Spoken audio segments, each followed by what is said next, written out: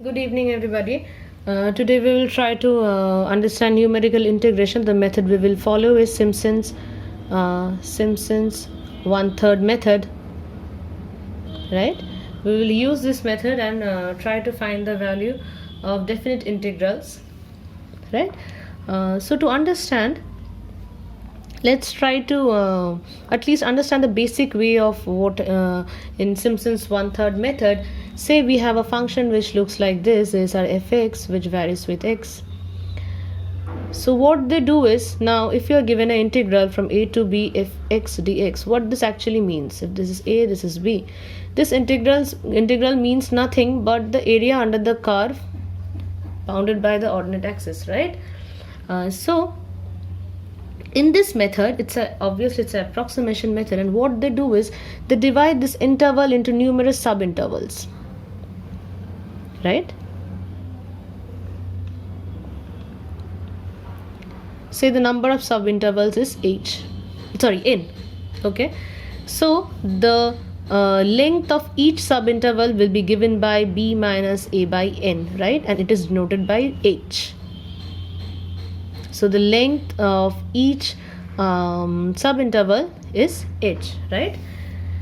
Now you can find the area of each subinterval.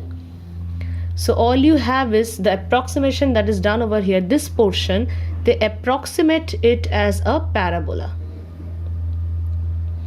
I won't go into the details of the calculation, but all you need to know is in Simpson one-third method, the entire area is divided into numerical subintervals, and the curve is approximated by a parabola that is a polynomial of second order, and then they add up the area of each subinterval to find the entire area bound by the curve, right?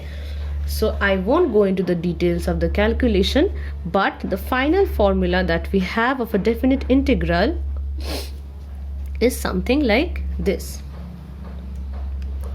h by 3 y0 plus 4 y1 plus y3 plus dot dot dot, that is all the odd terms, plus 2 y2 plus y4 plus dot dot dot, all the even terms, plus yn, where y0 is nothing but if x0, or if a is equal to x0 and b equal to xn,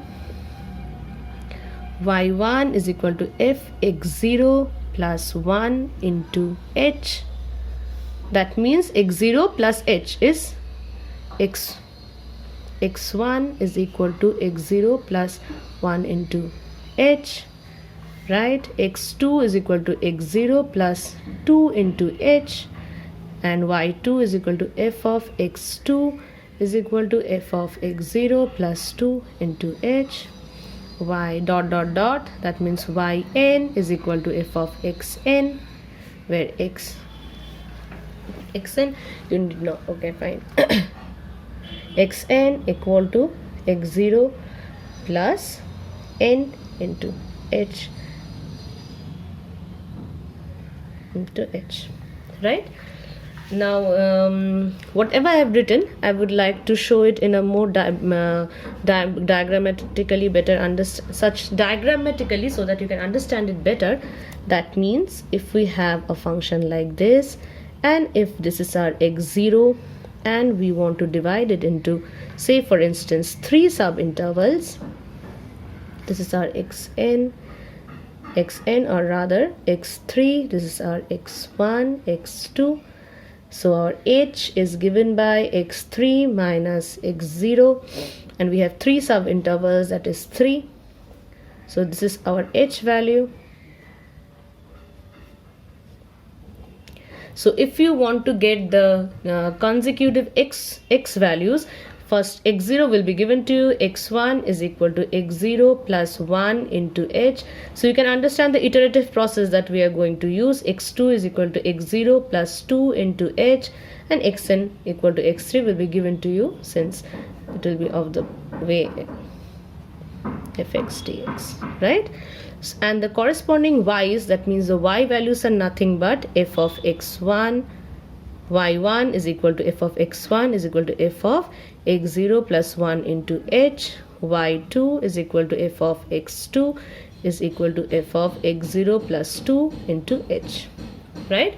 So you can understand, you can have an idea of how the iterative process will be. We'll just keep on multiplying it with the we will iterate over I, and I will go on for odd values, it will go on for 1, 3, 5 till n, and for even values it will go on for 2, 4, 6, and we can get these terms, right? So I will just give you an idea of how the method will be.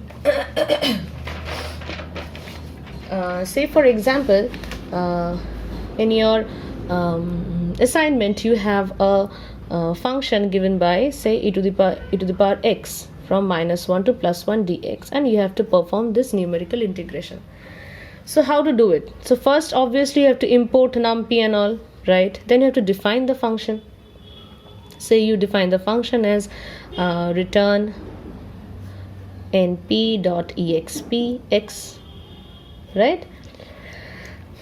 Now you need to write the Simpson method. Like I have been always telling you to write the entire program in functions, so that you need not write different program for different functions. So I will write the entire Simpson method in a function, right, and pass the these functions as parameter. That is, define Simpson. Say I'm giving the name of the function as sim, and I'm passing a is this, b is this, b, n, the number of sub intervals I want to divide. That might not be provided to you, you can divide it according to your wish, the number of sub intervals and the function.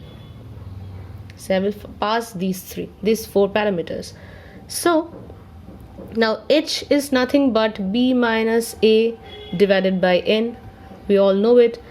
Now as we know, the final result will be value of function at x0 plus value of function at xn plus 4 into value of function in all the odd x's, that is fx1, fx3 plus fx5, and it will go on, plus 2 into value of function at all the even x's, fx4 plus ... right? This is the final answer, and we have to just apply this formula in this iterative loop. So what we do is, first we can just add these two values. So sum equal to function, value of function at a plus value of function at b. The name you use over here has to be used over here, right? And the parameters you give over here has to be used over here, right? So you have the sum, and then now you want to calculate the 4 into odd values, right? So for I in range, the odd will start from 1, go till n, and each will be added, means each will go by 2 places, that means 1, then plus 2, that means 3, then plus 2, that means 5, that means we will get only the odd values, right? So sum is equal to sum, these two values are already there in sum, plus 4 into function a plus I into h, right? So this will continue, and it will finally give you all the values of the function at the odd x's, right? Then for I in range 2 comma n comma 2, now we will do the loop which will give me the sum of the values of the function at even x's. So sum is equal to sum plus 2 into function a plus I into h. So finally everything is done. Just a second, all these will be multiplied by h by 3. I think I missed out that point. I'll send you the value, I'll send you the PDF comprising of this formula. So this entire thing will be multiplied by 3. It is already there in the formula, okay? I forgot to write previously. So once you have done the entire thing, you will come out of this for loop, and you will do sum is equal to sum into h by 3 This factor is there in the formula, I missed out till now. So you have to finally calculate this and it will return you the sum. Now see, the beauty of using passing the function is writing it as a function is this will work for any arbitrary function. You just need to input any function and it will give you the result. Like for example, if I want to now put this function into the Simpson function, all we need to do is say we define a variable, say it is equal to sim. For this specific function, you have a equal to -1, you have b in the second place, b equal to 1, and n is nothing but the number of subdivisions. Say you want to divide it into 10 subinterval, it depends upon you. The more you divide, the more accurate your answer will be, right? So 10, and the function you have defined as f1, and then you print it.